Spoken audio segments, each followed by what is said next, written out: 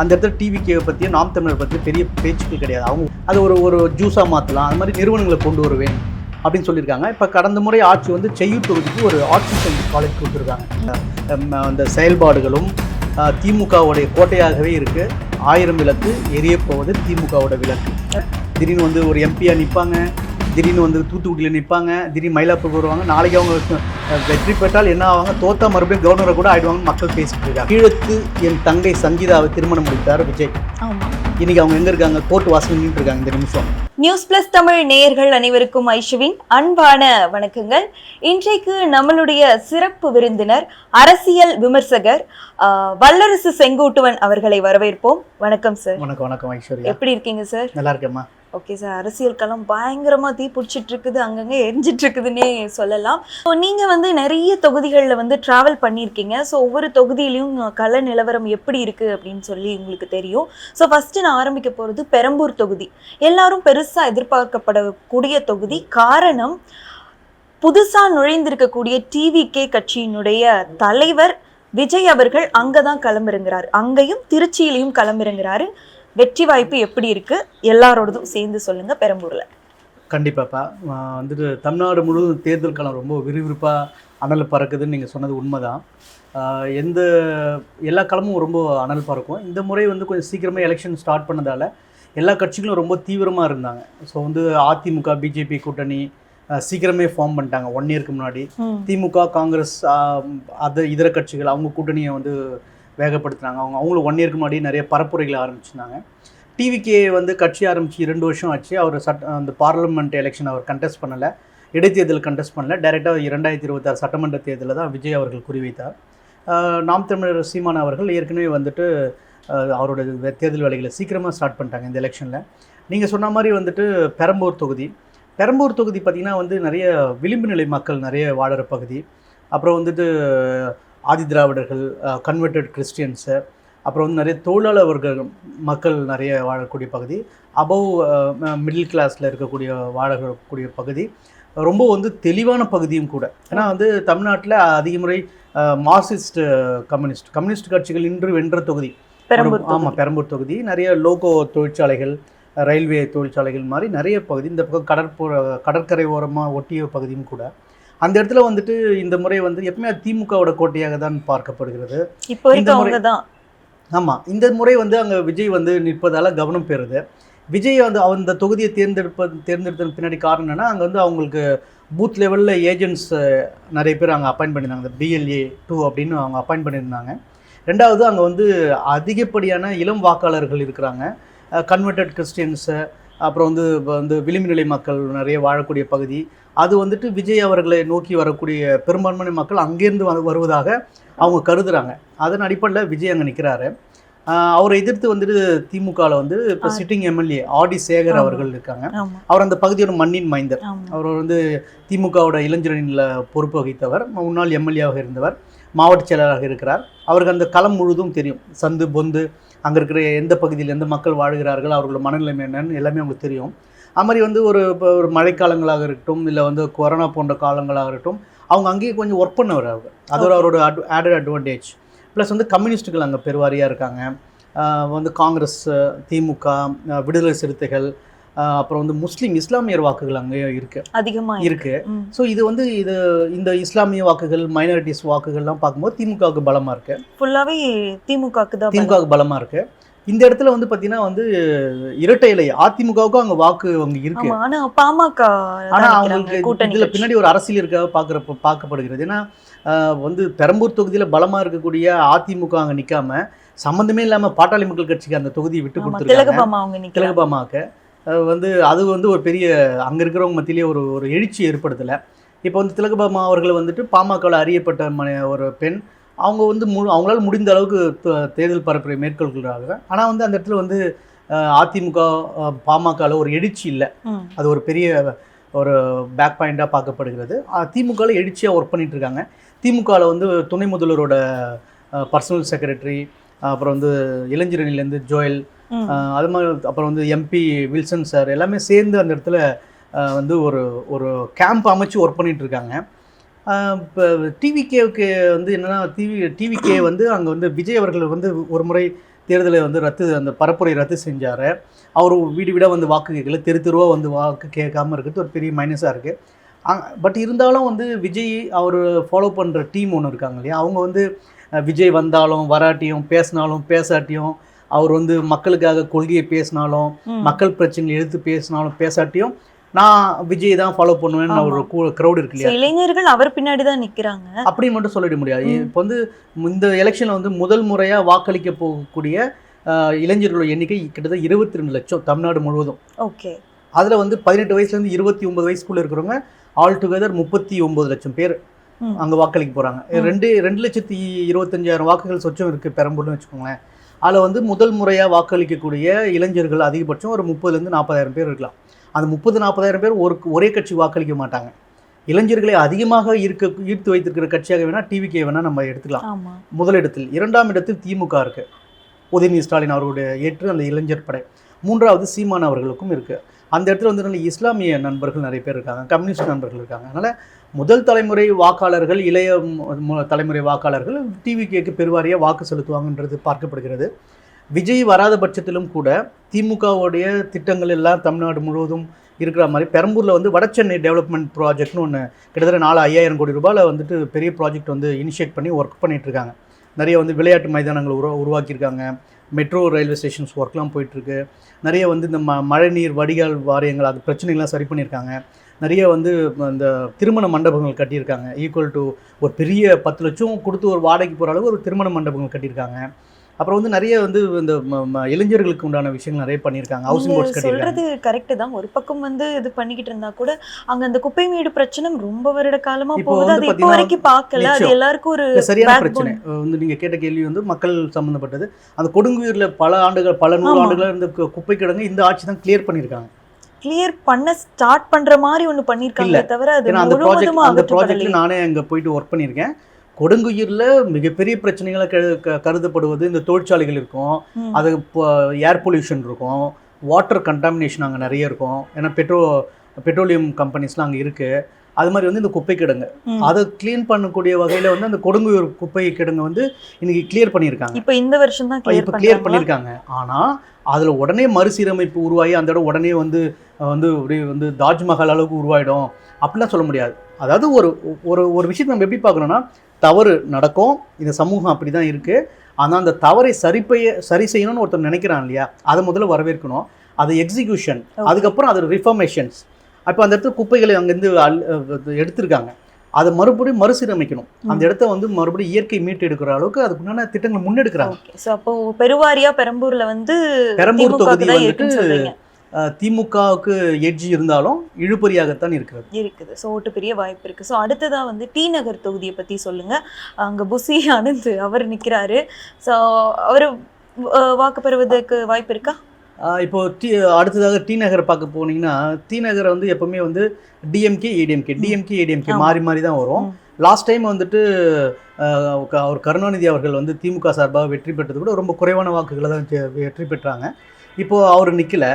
ஆனால் அதிமுகவில் போன தடவை முறை நின்ற தீநகர் சத்யா தான் இப்போவும் நிற்கிறாரு. அங்கே திமுக சார்பாக வந்து முன்னாள் மாவட்ட செயலாளர் ஜே அன்பழகனுடைய மகன் ராஜா அன்பழகன் அங்கே நிற்கிறாரு. அவர் ராஜா அன்பழகன் சிட்டிங் கவுன்சிலர், இளைஞரணியில் மாவட்ட அமைப்பாளராகவும் இருக்கார்.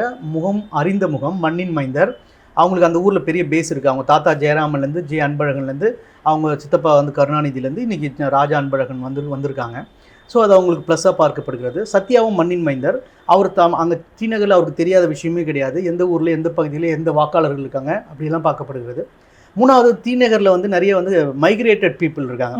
இந்த நாடார் கம்யூனிட்டிஸ், தொழில் பிஸ்னஸ் மேனு, தெலுங்கு பீப்புள் இருக்காங்க. அப்புறம் வெஸ்ட் மாம்பலம் இருக்குது, அங்கே வந்து பிராமின் ஓட்ஸ் இருக்குது. டிநகரே வந்து பார்த்திங்கன்னா பிராமின் ஓட்ஸு, மைக்ரேட்டட் பீப்புளு, வந்து இஸ்லாமிய வாக்குகள் எல்லாம் மாதிரி ஒரு ஹையர் எஜுகேட்டட், ஒரு எலைட்டான ஒரு மக்களும் வாழக்கூடிய பகுதியாக பார்க்கப்படுகிறது. அந்த இடத்துல வந்துட்டு இப்போ டிவிகேயோட புசி ஆனந்த் நிற்கிறார். புசி ஆனந்த் நிற்கிறதுக்கு பார்த்தீங்கன்னா, புசி ஆனந்த் வந்து இயற்கையாகவே அவர் பாண்டிச்சேரிக்காரர். அவர் இங்கே தமிழ்நாட்டில் எத்தனையோ தொகுதிகள் இருக்குது, பின்தங்கிய தொகுதிகள் இருக்குது, மீட்டெடுக்க வேண்டிய தொகுதிகள் இருக்குது, போராட வேண்டிய களம் இருக்குது. ஆனால் அவர் வந்து எல்லா செல்வ வளமும் செழிக்கிற பல கோடி ரூபாய் ஒரு நாளைக்கு பிஸ்னஸ் வர்த்தகம் நடைபெறக்கூடிய டிநகருக்கு தான் வந்து நின்றுட்டுருக்கார். ஸோ மாற்றம் பேசுகிறவங்களும் எந்த மாற்றத்தின் முன்னோக்கி போல, அவங்களுக்குள்ள வருமானம் என்ன, எதிர்காலம் என்ன, யாருக்கு எங்கெங்க பெனிஃபிட்ன்ற நோக்கி தான் இவங்க இருக்கிறாங்கிறதுக்கு இது ஒரு எடுத்துக்காட்டு. அப்படி அவர் நின்றுருந்தா இந்த தொகுதியில அவர் நிக்கலாம். இதெல்லாம் வந்து தேவைப்படக்கூடிய தொகுதினா நீங்க எது நிறைய இருக்குது. எவ்வளோ வந்து தருமபுரியில் வந்து எஜுகேட்டட் வந்து கல்வியில் பின்தங்கிய மாவட்டங்கள் இருக்குது, பொருளாதாரத்தில் பின்தங்கிய மாவட்டங்கள் இருக்குது. இது மாதிரி எவ்வளோ மாவட்டங்கள் இருக்குது, எவ்வளோ தொகுதிகள்லாம் இருக்குது. அங்கெல்லாம் போகாமல் இவங்க வந்து எல்லா வளமும் உள்ள சிட்டிக்குள்ளேயே காலையில் வண்டி எடுத்தணும், அடுத்த 1 ஹவரில் தொகுதியை சுற்றி வரக்கூடிய பல கோடி ரூபா வருமானம் வரக்கூடிய தொகுதி தான் நிற்கிறாங்க. ஓகேங்களா? அந்த வகையில் அவர் மேலே இருக்க. பட் அவர் வந்து மண்ணின் மைந்தர் கிடையாது. இவங்க 2 பேரும் மண்ணின் மைந்தர். புஷி ஆனந்த் மண்ணின் மைந்தர் கிடையாது. கடந்த முறை தேர்தலோட வாக்கு வித்தியாசமே 1000 ஓட்டு கீழே தான். இந்த முறை மும்முனை போட்டி அங்கே நிலவுது. கருணாநிதி அவர்கள் வந்து திமுகவில் தான் இருக்காரு. ஆனால் அவங்க மகள் வந்து டிவிகேக்கு போயிட்டாங்க. இந்த மாதிரி கான்ட்ரவர்சிஸ்லாம் ஓடிட்டுருக்கு. பட் திமுக அங்கே பலமாக போராடுகிறது. திட்டங்கள் முன்னோக்கி வைக்கப்படுகின்றன. தீநகர் சத்யா அதை எதிர்கொள்கிறார்.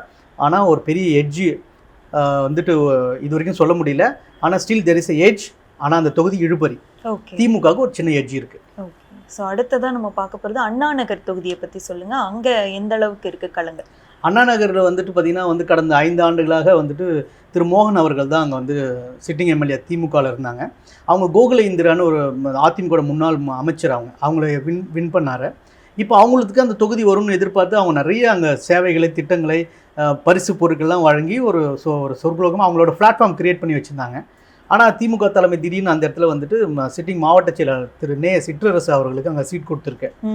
சிற்றரசு அவர்கள் வந்துட்டு ஒரு மாவட்ட செயலராக இருக்கிறதாலையும் ஏற்கனவே திமுக அங்கே வந்துட்டு பலமாக வந்து ஒர்க் பண்ணி வச்சுருக்காங்க. நிறைய ஸ்கீம்ஸ் பேஸில் ஒர்க் பண்ணி வச்சுருக்காங்க. அங்கே கொஞ்சம் எலைட் பீப்புள். அவங்க ஃப்ரீ எதுவும் கொடுக்கலையா? யாருங்க? திமுக இப்போ எலெக்ஷன் ஓட்டி கொடுக்கல. அதுக்கு முன்னாடி அந்த தொகுதியை வந்து திரு மோகன் அவர்களும் அவர்களுக்கு மகன் கார்த்திக் அவர்களும் வந்துட்டு அங்கே இருக்கிற கட்சிக்காரங்களுக்கும் பொதுமக்களுக்கும் கொரோனா காலங்கள், மழைக்காலங்கள், கோடை காலங்கள், தீபாவளி, பொங்கல் என்று அந்த ஒட்டுமொத்த தொகுதியே வந்துட்டு திமுகவோட ஒரு தொகுதியாகவே வந்து டெவலப் பண்ணி வச்சுருந்தாங்க. அந்த இடத்துல கேக் வாக் மாதிரி இப்போ சிற்றரசு அவர்களுக்கு தலைமை சீட் கொடுத்து அங்கே வந்து கோகுலேந்திரா ஸ்டில் அங்கே நிற்கிறாங்க. பட் இருந்தாலும் க்ளீனாக வந்து சிற்றரசு திமுக ஜெயிக்குது. ஓகே. அப்புறம் நீங்கள் செய்யூர் அந்த தொகுதி பற்றி சொல்லுங்கள். அந்த தொகுதி எந்த அளவுக்கு நம்ம பார்க்கப்படக்கூடியதாக இருக்குது? செய்யூர் தொகுதி வந்து ரொம்ப வந்து கல்வியில், பொருளாதாரத்தில் மிகவும் பின்தங்கிய ஒரு பகுதி. இஸ்லாமிய பகுதிகள் இருக்குது. ஆதி திராவிடர்கள் வந்து கிட்டத்தட்ட 42% ஆதி திராவிடர்கள் வாழக்கூடிய பகுதி. கிட்டத்தட்ட 30% வந்து வன்னியர்கள் வாழக்கூடிய பகுதி. இல்லை எல்லா கம்யூனிட்டியும் கலந்துருக்காங்க. கடந்த முறை வந்து விசிகா சார்பாக பனையூர் பாபு அவர்கள் அங்கே வெற்றி பெற்ற திமுக கூட்டணியில். அதுக்கு முன்னாடி வந்து ஆர்டி அரசு வந்துட்டு திமுக சார்பாக சட்டமன்ற உறுப்பினராக இருந்தாங்க. இந்த கடந்த 20-25 ஆண்டு காலமாக பார்த்தீங்கன்னா 5 சட்டமன்ற எலெக்ஷனில் 3இல் திமுகவும் 2இல் அதிமுகவும் வெற்றி பெற்றிருக்கு. வெற்றி பெறக்கூடிய வாக்கு சதவீதங்கள் எப்பவுமே 5000க்கு கீழே தான் இருந்திருக்கு. யார் வென்றாலும் தோற்றாலும் 5000 வாக்குகளுக்கு கீழே தான் அங்கே இருக்குது. அப்படி இருக்கும்போது இப்போ வந்து ஈக்குவலான பலமே இருக்குது, பலமாகவே இருக்குது. இப்போ வந்து பார்த்தீங்கன்னா வந்து காட்டுமன்னார் கோயிலேருந்து விடுதலை சிறுத்தைகளோட பொதுச் செயலாளர் திரு சிந்தனை செல்வன் இங்கே போட்டிடுறார். அதே மாதிரி வந்து சென்னை பெரும்பாக்கத்துலேருந்து அதிமுக சார்பாக பெரும்பாக்க ராஜசேகர் பெரும் செல்வந்தர் அவர் வந்து அங்கே களம் கண்டார். 2 பேரும் மண்ணின் மைந்தர்கள் கிடையாது. அங்கே புதிய ஆட்கள். அந்த இடத்துல டிவிக்கேவோ நாம் தமிழரோ வாஷ் அவுட். அங்கே அந்த மாதிரி பேச்சு இல்லை. அது வந்து சென்னையை ஒட்டிய பகுதியாக இருந்தால் கூட அந்த இடத்துல டிவிக்கேவை பற்றியோ நாம் தமிழர் பற்றியோ பெரிய பேச்சுக்கள் கிடையாது. அவங்க ஒட்டுமொத்த வாக்குகள் ஒவ்வொருத்தரும் 10,000 வாக்குகள் வாங்கினா பெரிய விஷயம். ஆனால் இந்த 2 பெரும் கட்சிகள் இப்போ பார்த்தீங்கன்னா வந்து போன முறை திமுக கூட தேமுதிக இல்லை, இப்போ இருக்காங்க. அங்கே பாமக இருக்குது. ஏற்கனவே இந்த டிடிவி அங்கே இல்லை, இப்போ இருக்கார். ஸோ அந்த தொகுதியை தீர்மானிக்க போகிறது டிடிவியோ யாருமே இல்லை. ஏடிஎம்கே, பாமக, திமுக, விசிகா ப்ளஸ் தேமுதிகாவுக்கு அந்த தொகுதியில் குறைந்தபட்சம் 5000 வாக்குகள் இருக்குது. போன தடவை இல்லை, இப்போ இருக்காங்க. So 5000 votes plus ADMK plus பாமக ப்ளஸ் செல்வந்தர் பெரும்பாக்க ராஜசேகர் அந்த மக்களை எல்லாம் இப்போவே நல்லா கவனிக்க ஆரம்பிச்சிட்டாங்க. அது ஒரு ப்ளஸ்ஸு. ஆனால் திரு சிந்தனை செல்வன் அவர்கள் தொல் திருமாவளவன் அவர்களுடைய அம்பேத்கரிய சிந்தனைகளையும் வந்து டாக்டர் கலைஞர் அவர்களுடைய திமுக அந்த சிந்தனையும் வந்து இங்கே கொண்டு வரார். மக்களை சந்திக்கிறார்.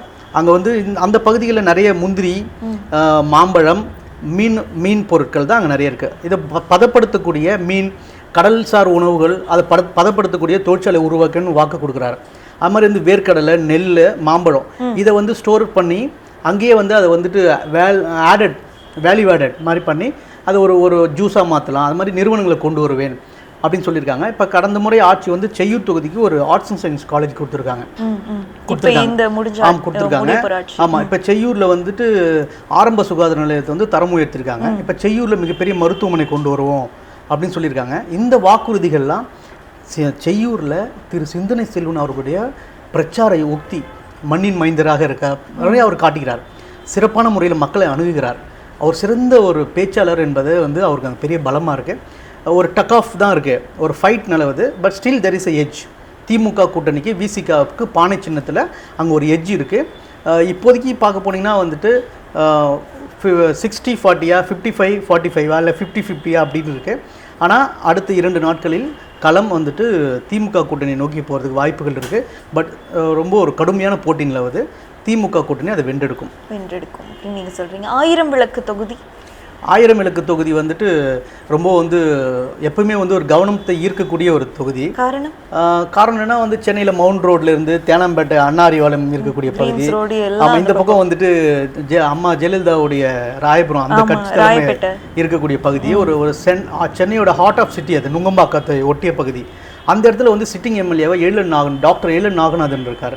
அவர் வந்து ஒரு மேன் ஆஃப் எக்ஸிக்யூஷன், களத்தில் நின்று போராடக்கூடிய ஒரு மனிதர். அவர் கடந்த முறை வந்துட்டு அங்கே குஷ்பு நின்னாங்க. குஷ்பு வந்துட்டு வந்து ஒரு பெரிய வாக்கு வித்தியாசத்தில் வென்றெடுத்தார். இந்த முறை வந்து ஏடிஎம்கேவோட ஒரு ஸ்டார் வேட்பாளர் முன்னாள் அமைச்சர் வளர்மதி அம்மா நிற்கிறாங்க. ஒரு ஒரு டக் ஆஃப் ஒரு டஃப் ஃபைட் அங்கே இருக்க தான் செய்யுது. ஆனாலுமே டாக்டர் ஏழன் நாகநாதன் அவர்களுடைய அந்த செயல்பாடுகளும் திமுகவுடைய கோட்டையாகவே இருக்குது. 1000 விளக்கு எரிய போவது திமுகவோட விளக்கு. ஓகே.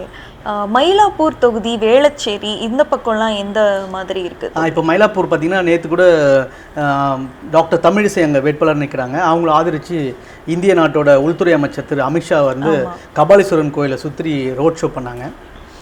ஏற்கனவே பிரதம மந்திரி வந்து அங்கே வாக்கு கேட்டு போயிருக்காரு. இப்போ அந்த இடத்துல பார்த்தீங்கன்னா ஏற்கனவே திமுகவில் வந்து சிட்டிங் எம்எல்ஏ திரு மயிலை தாவேல் இருக்கார். இந்த மயிலை தாவேல் வந்து மண்ணின் மைந்தர். எல்லா நிகழ்ச்சிக்கும் கூப்பிட்டாட்டியும் போய் நிற்பார், நல்லது கெட்டதில் நிற்பார். கொரோனா மழைக்காலங்கள் இல்லை அந்த மீனவர்களுக்கு என்ன பிரச்சனை இருந்தால் எல்லா நேரத்துலையும் அவர் வந்து மக்களை ஈஸியாக அணுகக்கூடிய இடத்துல இருக்கார். ஆனால் வந்து அம்மா தமிழிசை அவர்கள் வந்துட்டு கவர்னராக இருப்பாங்க, திடீர்னு வந்து ஒரு எம்பியாக நிற்பாங்க, திடீர்னு வந்து தூத்துக்குடியில் நிற்பாங்க, திடீர்னு மயிலாப்பூருக்கு வருவாங்க. நாளைக்கு அவங்க வெற்றி பெற்றால் என்ன ஆவாங்க, தோத்தா மறுபடியும் கவர்னரை கூட ஆயிடுவாங்கன்னு மக்கள் பேசிகிட்டு இருக்காங்க. அவங்க வந்து ஒரு நாடார் கம்யூனிட்டியை சார்ந்தவங்க. மயிலாப்பூர் பகுதி வந்துட்டு கிறிஸ்தவ வாக்குகள் இருக்குது, முஸ்லீம் வாக்குகள் இருக்குது, மீனவ வாக்குகள் இருக்குது, பிராமின்ஸ் ஓட்ஸ் இருக்குது, அப்புறம் வந்து ஷெட்யூல் காஸ்ட் ஓட்ஸ் இருக்குது, ஆவரேஜ் கிளாஸ் அந்த பீப்புளோட ஓட்ஸ் அங்கே இருக்குது. இது எல்லாத்தையும் வந்துட்டு இப்போ 2 பாதியாக பார்க்கணும். மயிலாப்பூர் கடற்கரை ஒட்டிய பகுதிகள், இந்த பக்கம் வந்து எல்டாம்ஸ் ரோடு ஆழ்வார்பேட்டை முதலமைச்சரும் மயிலாப்பூரில் தான் ஓட்டு போடணும். ஸோ 2 வகையாக பார்க்கும்போது 2 பகுதிகளில் வந்து பலம் வாய்ந்தது. கூட்டி கட்சி கணக்கு போட்டு பார்த்தா திமுக வந்து ஒரு படி அங்கே மேலே இருக்கும். ஏன்னா வந்து பிராமின்ஸ் வந்து நாடாருக்கு ஓட்டு போட மாட்டாங்கன்னு ஒரு பேச்சு இருக்குது. ஓகேங்களா? அது மாதிரி வந்து இப்போ எஸ்வி சேகர் திரு மைத்ரேயன் 2 பேரும் பிராமின்ஸ், 2 பேரும் திமுக கூட்டணிக்கு வேலை பார்த்துட்டு இருக்காங்க. ஸோ அங்கே இருக்கிற குறைந்தபட்சம் ஒரு 5000 வாக்குகள் குறைந்தபட்சம் திமுக கூட்டணிக்கு வரும். நாடார் அங்கே நிற்கிறதால பிராமின்ஸோட ஓட்டு வரது வாய்ப்பு கம்மி. முஸ்லீம்ஸ் கிறிஸ்டின்ஸ் வந்து ஆல்ரெடி திமுகவை ஆதரிப்பாங்க. இந்த இடத்துல ஒரு மறுக்க முடியாத ஒரு ஃபேக்டர் வந்து திரு வெங்கட்ராமன், ஆடிட்டர் வெங்கட்ராமன் விஜய் கட்சி சார்பாக நிற்கிறார். அவர் வந்து அவர் தான் விஜயோட ஆடிட்டர், கட்சியோட பொருளாளரும் கூட. அவர் எளிய வகையில் வந்து பிரச்சாரம் பண்ணுறாரு. அங்கே இருக்கக்கூடிய இந்த ஃபஸ்ட் டைம் ஓட்டர்ஸ், யங்ஸ்டர்ஸ்னு ஒருத்தங்க, அவங்கள வந்து எஸ்டிமேட் பண்ணவே முடியல. அவங்க யாரை ரசிக்கிறாங்க, யாருக்கு ஓட்டு போடுவாங்க, மேஜரா யாரை ரசிக்கிறாங்கன்னு எல்லாருக்குமே தெரியும். அதாவது இப்போ நானும் விஜயோட ரசிகன் தான். ஆனால் தலைவனா விஜயை பார்த்துக்க முடியுமானா என்னால் பார்க்க முடியாது. ஏன்னா நீங்க வேற ஒரு தலைவரை பார்த்துட்டு இருக்கனால. அப்படி மட்டும் இல்லை, நான் வந்து பெரியாரை பார்க்குறேன், அண்ணல் அம்பேத்கரை பார்க்குறேன், பேரறிஞர் அண்ணாவை பார்க்குறேன், கர்ம வீரர் காமராஜரை பார்க்குறேன், வேலுநாச்சியாரை பார்த்துருக்கேன், அஞ்சலம்மாவை பார்த்துருக்கேன். இங்கே மண்ணுக்காக உழைச்சி உயிர் விட்ட எவ்வளோ தலைவர்கள் வரிசையில் பார்க்கும்போது எல்லாம் தியாக உருவங்களாக இருக்காங்க. அதே தியாக உருவங்களை தானே அவரும் வச்சு அரசியல் ஆரம்பிச்சிருக்கிறார். அதாவது உருவத்தை வச்சு ஒன்றும் பண்ண முடியாது. அட்டைப்படம், அட்டகத்தி. நான் வந்து மற்ற தலைவர்களும் உருவப்படங்கள் தானே வச்சிருக்காங்க. ஆனா அவங்க சிந்தனையில, அவங்க செயல்பாடுகள்ல, அவங்க இதயத்துல அந்த கொள்கை இருக்கு. அதே கொள்கையை இவரும் பின்பற்றுறாரே. என்ன பின்பற்றிருக்காரு? என்ன பின்பற்றலன்னு சொல்லுங்க. அவங்க நீங்க எப்படி சொல்றீங்க? இப்ப பெரியார் கொள்கையை வச்சுதான் திமுக பெரியார் அண்ணா இந்த 2 பேரும் எடுக்கிறவங்க. உதயநிதி எல்லாம் பெரியார் கூடயோ அண்ணா கூடயோ பழகல. அவங்க அப்பா அவங்க தான் பழகிட்டு வந்திருக்காங்க. அதே மாதிரிதான் அவங்க எல்லாம் இப்ப இல்ல. அவங்கள தலைவரா அவங்கள கும்பிட்டு தான் நம்ம ஆரம்பிக்க முடியும் புத்தகங்கள் வாயிலா. கொள்கையை வந்துட்டு படத்தில் வச்சுக்கிறது ஒன்று. பெரியாரோட வந்து பிறந்த நாளோ இறந்த நாளோ நினைவு நாளோ ஏதோ ஒரு நாளைக்கு, இல்லை வந்து காமராஜரோட இது போயிட்டு சிலை கூட போயிட்டு நீங்கள் வந்து அவர் நினைவிடத்துக்கு கூட போய் உங்களை மலர் வளையம் வைக்க முடியாது. ஓகேங்களா? பெரியார் கொள்கை இது வரைக்கும் என்ன ஃபாலோ பண்ணியிருக்காங்க? பெரியாரோட பெண்ணியம் கொள்கை பெண்ணியத்தை ஃபாலோ பண்ணியிருக்காரா? பெண்ணியம், எந்த தமிழ் பெண்ணியம் தமிழச்சி ஈழத்து என் தங்கை சங்கீதாவை திருமணம் முடித்தார் விஜய். ஆமா. இன்னைக்கு அவங்க எங்க இருக்காங்க? கோர்ட் வாசல்ல நின்றுட்டு இருக்காங்க இந்த நிமிஷம். இது கேட்டு விவாகரத்து கேட்டு, ஓகேங்களா, விவாகரத்து கேட்டு தன்னுடைய மனைவி கோர்ட்டில் நிற்கிறாங்க. அடுத்த நாள் இவர் சக நடிகையான த்ரிஷாவை கூட்டு வந்து கல்யாணத்துக்கு வந்து நான் இவங்க கூட தான் வாழறேன்றாரு. இவர் இந்த சமூகத்துக்கு தான் பெண்ணியவாதியா வாழ்றேன்னு அவரு சொல்லல, ஜஸ்ட் கார்ல வந்தாங்க, அதை வந்து எல்லாரும் அப்படி பிரபலப்படுத்தி. அதாவது ஒரே திருமணத்துக்கு ஒரே உடை போட்டு ஒரே கார்ல ஒரே பங்களாவில் தங்குறது எதுவுமே அவங்க பொதுவாக இல்லைன்னு நம்ம எடுத்துக்கணும். ஏன்னா தனி மனித வாழ்க்கைக்குள்ள நான் போக முடியாது, நீங்களும் போக முடியாது. ஆனா அதுக்குள்ளதான் எல்லாரும் போறாங்க பர்டிகுலரா. எனக்கு குறை சொல்வதற்கு வேற இல்ல. ஆனா ஒரு தனி மனிதனோட வாழ்க்கைன்னு ஒண்ணு இருக்கு. ஒரு தலைவனா வரும்போது தனி மனித வாழ்க்கையை ஒரு பொருளா தான் கன்சிடர் பண்ணுவாங்க. அது மாதிரி வந்து இன்னைக்கு வந்து விஜய் வந்து இருக்காரு, நாளைக்கு வந்து மழை பெய்யலாம், 5 அடிக்கு தண்ணி வரலாம். விஜய் வந்து இடுப்புல அளவுக்கு இப்போ தண்ணி நின்று போயிட்டு மக்களுக்கு பணி செய்வாரா? செய்வார். கொரோனா காலத்துல எங்க இருந்தாருன்னு கேளுங்க. சரி, மக்கள் பணி வந்து நீங்க எப்போ செஞ்சிருக்கணும்? நீ வந்து போன வருஷம் மழை பெய்யும் போது எங்களுக்காக வந்து நீ வந்து களத்துல நின்று எங்களுக்கு வந்து ஒரு பிரெட் பாக்கெட்டை கொடுத்து ஒரு போட்டில் வந்து கொடுத்து, இப்போ நீங்கள் தான் சினிமா ஹீரோயிசம் ஆச்சே, எல்லாரும் பறந்து கூட வந்திருக்கலாம்ல, சூப்பர்மேன் மாதிரி கூட வந்திருக்கலாம்ல. சூப்பர்மேன் மாதிரி வர சொல்றீங்களா? இல்லைம்மா, வரணும் இல்லையா? அம்மா அதுதான் அம்மா களம். இங்கே வேற ஒரு சாதாரண போலீஸ் ஸ்டேஷனில் போயிட்டு ஒரு கம்ப்ளைண்ட் பதிவு பண்ணுறது கூட அவங்க போராடணும் நம்ம, ஓகேங்களா? ஒரு இறப்பு வீடு, ஒரு மார்ச்சுரியில் ஒரு டெத்தை வந்து டெத்து முடிச்சு போஸ்ட்மார்ட்டம் முடிச்சு வீட்டுக்கு கொண்டு வரது எவ்வளோ பெரிய கடுமையான விஷயம் தெரியுமா? திரை என்பது வேற. விஜய் வந்துட்டு மிகப்பெரிய நட்சத்திரம், அவர் பெரிய அந்தஸ்துல இருக்காரு. ஆனா அவர் தலைவரா மாறுறதுக்கு ஒரு டிரான்ஸ்ஃபர்மேஷன் பீரியட் வேணும் இல்லையா? காலங்கள் வேணும் சொல்றீங்க. ஜனநாயகம், டெமோக்ரஸி, அரசியலமைப்பு, சட்டம் எல்லாம் விஜய் வரலாம், விஜய் கட்சி ஆரம்பிக்கலாம், தேர்தல் நிக்கலாம், அது தடையே கிடையாது. நம்ம தொகுதிக்கு வரலாம். அதனால வந்து விஜய் வந்துட்டு வெங்கட்ராமன் வந்து அங்க நிக்கிறாரு. கூட்டி கட்சி எந்த மாதிரி கணக்கு போட்டாலும் மயிலை வேலு அவர்கள் வந்து மண்ணின் மைந்தர். அங்கே வந்து திமுக கூட்டணிக்கு வந்து ஒரு அரித்மெட்டிக்காக வந்து வாக்கு பலம் இருக்குது. ஆனால் வந்து தமிழிசை அவர்கள், அமித்ஷா வந்திருக்காங்க, பிரதமர் வந்திருக்காரு, எடப்பாடி முதல் நாளே பிரச்சாரம் பண்ணிட்டு போயிட்டாரு. ஸ்டார் தொகுதியாக பார்க்கப்படுகிற மயிலாப்பூர் வந்து மத ரீதியாக வந்து இஸ்லாமிய கிறிஸ்டின் சர்ச் இருக்காங்க, சாந்தோம் சர்ச் இருக்காங்க, வந்து தர்காக்கள் நிறைந்த பகுதி. கபாலீஸ்வரன், சாய்பாபா உள்ளிட்ட கன்னியம்மன், முண்டகம் எல்லாமே கலந்த பகுதி. அந்த இடத்துல 3 சங்கமங்களின் நடுவில் 3 வேட்பாளர் நடுவில் யார் வெற்றி பெறுவார் என்பது ஒரு பலமான போட்டியாக இருந்தாலும் திமுக வெற்றி பெறும் வாய்ப்பு. இப்போ நீங்க சொல்றதை பார்த்தா மேஜரா சென்னை பகுதியில் வந்து திமுக தான் வெற்றி பெறுவாங்க, ஏன்னா அவங்களுக்கு தான் அதிகப்படியான வாக்குகள் இருக்கும் அப்படிங்கிறது உங்களுடைய. வேளச்சேரி கேட்டீங்க. வேளச்சேரி வந்துட்டு காங்கிரஸ் வேட்பாளரே மறுபடியும் அவங்க மௌலானா நிற்கிறாரு. அங்கே அதிமுகவில் அசோகன் மாவட்ட செயலாளர், அவர் முன்னாள் எம்எல்ஏ இருந்திருக்காரு. அங்கே ஒரு பலத்த போட்டி நிலவுது. டிவி கேளுங்க நல்ல கேண்டிடேட் போட்டிருக்காங்க, நல்ல ஃபைட் இருக்குது. அங்கே மைக்ரேட்டட் பீப்புள் நிறைய இருக்காங்க, படித்தவங்க நிறைய இருக்காங்க, ஐடி பீப்புள் அங்கே நிறைய இருக்காங்க, ஒர்க் பண்ணுறவங்க இருக்காங்க. ஒரு வேளச்சேரி தொகுதி வந்துட்டு ஒரு டஃப்பான தொகுதியாக இருந்தால் கூட வேளச்சேரியில் பொதுவான பிரச்சனை என்னென்னா இந்த குப்பை கிடங்கு, ரெண்டாவது வந்துட்டு இந்த மழைநீர் வந்துட்டு வந்தால் வீடுகளுக்கு ஏற்படுற சேதாரங்கள். ஆனால் அதை கிட்டத்தட்ட 4000 கோடி ரூபாய் செலவு பண்ணி அந்த இடத்துல தண்ணீர் வந்துட்டு வெள்ள பாதிப்புகளை தடுக்கிற அளவுக்கு நிறைய விஷயங்கள் பண்ணியிருக்காங்கன்னா அங்கே இருக்கிற மக்களே பேச முடியுது. ஸோ வந்து இந்த இடத்துல ஒரு ட்ரெண்டிங்கான ஒரு வேளச்சேரி வின் பண்ணால் தமிழ்நாட்டோட வந்து வெற்றி வாய்ப்பை எதிரொலிக்கிற மாதிரி தான் இருக்குது. ஏன்னா அந்த இடம் ரொம்ப பாதிக்கப்பட்டிருக்கு மழை வெள்ள காலங்களில். அதை சரி பண்ணதான் இந்த அரசாங்கம் சொல்லிட்டு இருக்காங்க. அது வந்து மக்கள் அதை ஆதரிக்கிற மாதிரி தான் தெரியுது. பட் காங்கிரஸ் அங்கே இருக்கிறதால, சிட்டிங் எம்எல்ஏ மறுபடியும் வரதால சின்ன ஒரு தடுமாற்றம் இருக்குமோன்னு எல்லாரும் எதிர்பார்த்துட்டு இருக்காங்க. இழுபறியாக இருக்கலாம். ஸோ வடக்கு தொகுதியை பற்றி ஓரளவுக்கு தெரிஞ்சிச்சு. ஸோ என்னுடைய கடைசி கேள்வி, இந்த டெல்டா தொகுதிகள் and what about the Coimbatore, அந்த தொகுதி, இந்த 2 தொகுதி மட்டும் சொல்லுங்க. இப்போ கோயம்புத்தூர் நம்ம வந்து டைம் இல்லை, அதில் முத்தா 2 தொகுதி எடுத்துப்போம். கோயம்புத்தூர் தெற்கு கடந்த முறை வந்துட்டு கரூரில் நின்று திமுகவோட மாவட்ட செயலர் முன்னாள் அமைச்சர் கரூர்லேருந்து அவர் கோயம்புத்தூருக்கு வந்திருக்கார். நிறைய பேர் சொல்கிறாங்க கரூர் அந்த மரண வழக்குகள் மரணத்துக்கு அப்புறமா அவர் வந்து அங்கே போயிட்டாருன்னு. அப்படிலாம் இல்லை, அவரே கேட்டு வாங்கி தலைமை சொல்லி அவர் களமாடு அங்கே போயிருக்காரு. எங்கே போயிருக்காரு? கோயம்புத்தூர் தெற்குக்கு. கோயம்புத்தூர் தெற்கு வந்து போன தடவை வந்து ஸ்டார் தொகுதி, மக்கள் நீதி மையம் கமல்ஹாசனும் வானதி ஸ்ரீனிவாசன் நின்னாங்க. 1000 ஓட்டுக்கு கீழே தான் வந்து வானதி அம்மா ஜெயிச்சாங்க. கோயம்புத்தூர் தெற்கில் வந்து நிறைய வந்து இஸ்லாமிய வாக்குகளும் இருக்குது, சாதிய வாரியான வாக்குகளும் இருக்குது. அந்த இடத்துல இப்போ வந்து கோயம்புத்தூர் செந்தில் பாலாஜி நிற்கிறாரு. அவர் ஏற்று நிற்கிறவர் அதிமுகவில் அர்ஜுனன் ஒருத்தர், அவர் முன்னாள் எம்எல்ஏ, அவரும் அந்த மண்ணின் மைந்தராக கருதப்படுகிறார். ஆனால் வந்து கோயம்புத்தூர் மண்டலத்தில் கோயம்புத்தூர் அதிமுக பிஜேபியோட கோட்டை, அதில் செந்தில் பாலாஜி அவர்கள் ஓட்டை போட்டார். செந்தில் பாலாஜி வந்து டஃப் ஃபைட் கொடுக்குறாரு. வந்து miracle going to happen. Kongu பெல்ட்டில் கோவை வடக்கில் வானதி அம்மா நிற்கிறாங்க. அது எடுத்து மிஸ்டர் கார்த்திகேயன் திமுக கேண்டிடேட் நிற்கிறாங்க. இப்போ வந்து கோயம்புத்தூர் மண்டலத்துக்கு செந்தில் பாலாஜி போனதுக்கப்புறம் அங்கே ட்ரெண்டே மாறி இருக்கு. மக்கள் என்ன பேசிக்கிறாங்கன்னா வந்துட்டு சிங்காநல்லூர், தொண்டாமுத்தூர்லாம் வந்துட்டு அவர் வேலுமணி அவங்க தான் ஜெயிக்கிறது அதிமுக. சிங்காநல்லூர் கேண்டிடேட் நல்ல கேண்டிடேட்டு, ஏடிஎம்கேயோட கேண்டிடேட்டு, ஏற்று நிற்கிற ஒரு சாதாரண ஒரு கேண்டிடேட் இப்போ திமுக சார்பாக அவரும் டஃப் ஃபைட் கொடுக்குறாரு. கோயம்புத்தூரில் செந்தில் பாலாஜி அவர்களோட முகாமிட்டு இருக்கிறார், கொங்கு மண்டலத்துக்கே முகாமிட்டு இருக்கார். கரூரில் 4 தொகுதியிலுமே வந்து திமுக ஃபேவர் ஆகிறதுக்கு வாய்ப்பு நிறைய இருக்குது. அங்கே விஜயபாஸ்கர் மினிஸ்டர் இருக்கார். பட் அங்கே வந்து செந்தில் பாலாஜியோட தாக்கம் அந்த கரூர், கோயம்புத்தூர், நீலகிரி வரைக்கும் இருக்குது. ஸோ கிட்டத்தட்ட அந்த 40-50 தொகுதிகளில் கடந்த முறை திமுக கூட்டணி ரொம்ப சொற்ப சீட் தான் வின் பண்ணாங்க. பட் இந்த இடத்துல அது இந்த கேமில் அது வந்து 50-50 இல்லை 60-40 மாறுறது கூட பெரிய வாய்ப்புகள் இருக்குது.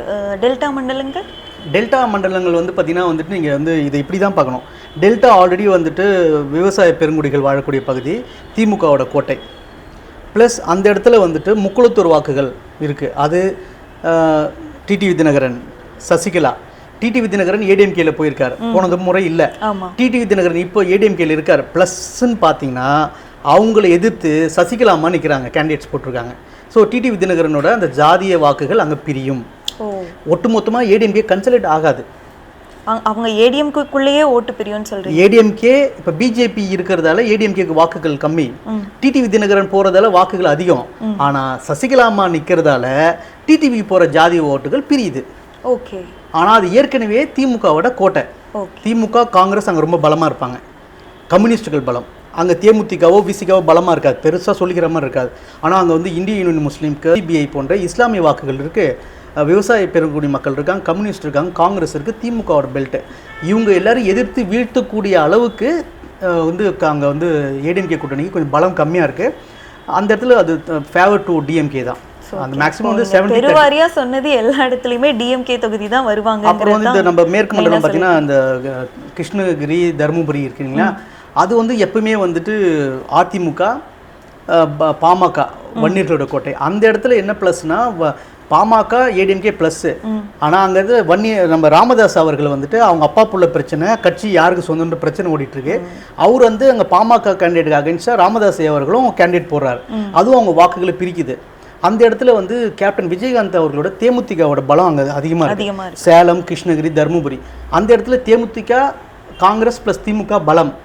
இந்த பக்கத்தில் ஏடிஎம்கே, பாமக பலம் தான். ஆனால் மைனஸ் வேல்முருகன், தமிழக வாழ் உரிமை கட்சி வேல்முருகன் ஓட்டு பிரிக்கிறார். ராமதாஸ் ஐயா அவர்களும் பாட்டாளி மக்கள் கட்சி வன்னியர்கள் ஓட்டு பிரிக்கிற மாதிரி கேண்டிடேட்ஸ் போட்டிருக்காங்க. ஸோ அந்த ரிசல்ட் ரொம்ப வெயிட் அண்ட் வாட்ச் தான். ஓகே. ஸோ அப்போது இனி என்ன நடக்க போகுது அப்படிங்கிறத பொறுத்திருந்து தான் பார்க்கணும்.